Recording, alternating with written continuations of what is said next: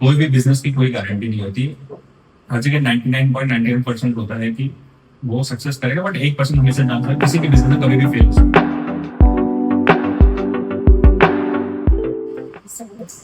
बहुत सारे small business minds हमारे पास होते हैं, तो कुछ लोग का ही वर्कआउट होता है और कुछ लोग बैकआउट कर देते हैं, तो ऐसे क्यों?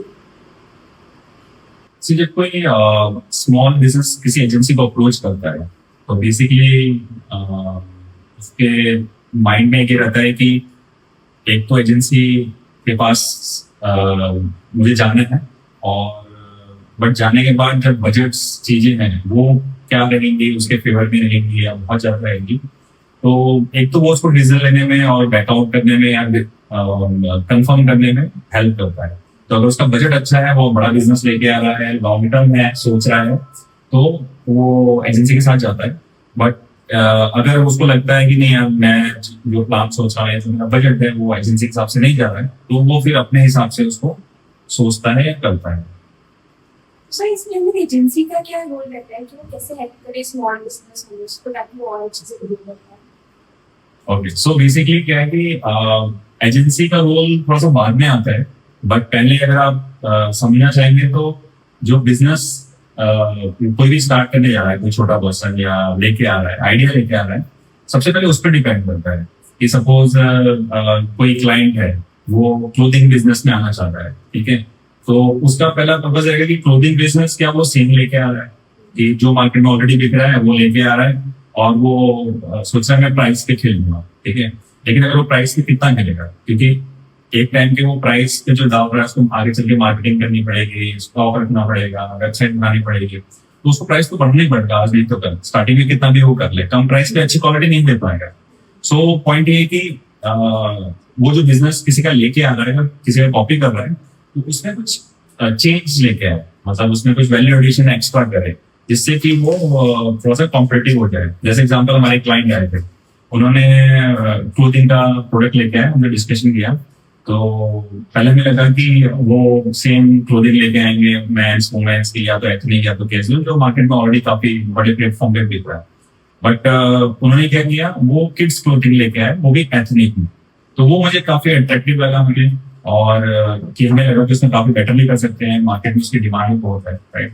सो इस तरीके से किसी का बिजनेस अगर आप सेम लेके आ रहे हो लेकिन उसमें ट्विक कर रहे हो, चेंज कर रहे हो, तो वो फार बेटर होता है। और दूसरा फिर तो ऑलवेज अच्छा है कि आप एक पूरा ही नया आइडिया लेके आ रहे हो और इस पे काम कर रहे हो। तो पहला ये सिचुएशन होता है कि बिजनेस का आइडिया या बिजनेस किस तरह का, राइट। सेकेंड जो होता है, जो बिजनेस डिपेंड करता है, जो उसका फाउंडर या ओनर है, जो बिजनेस मैन है, उस पर बहुत रिलाय करता है। बिकॉज वहां पे वो प्राइसिंग स्ट्रेटेजी उसकी कैसे रखने वाला है, ठीक है। वो ब्रांडिंग मार्केटिंग ओरिएंटेड है या फाइनेंस ओरिएंटेड पर्सन है, वो ज्यादा फाइनेंस देख रहेगा तो ज्यादा स्टार्टिंग में पैसों में उलझ जाएगा। बट अगर वो स्टार्टिंग में ब्रांडिंग मार्केटिंग फोकस करता है, उसके इतना बजट है कि 6 मंथ तक मैं बिजनेस को इन्वेस्ट करूँ एज अ मार्केटिंग ब्रांडिंग में, तो मेरे को ज्यादा फायदा होगा। तो ये उसके स्किल्स पर डिपेंड करता है।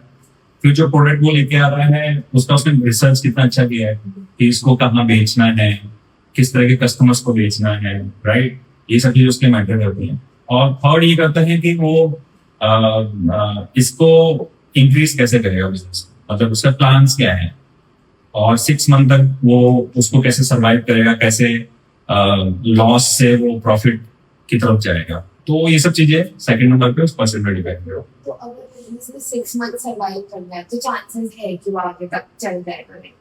सी वैसे तो वर्ल्ड में कोई भी बिजनेस की कोई गारंटी नहीं होती।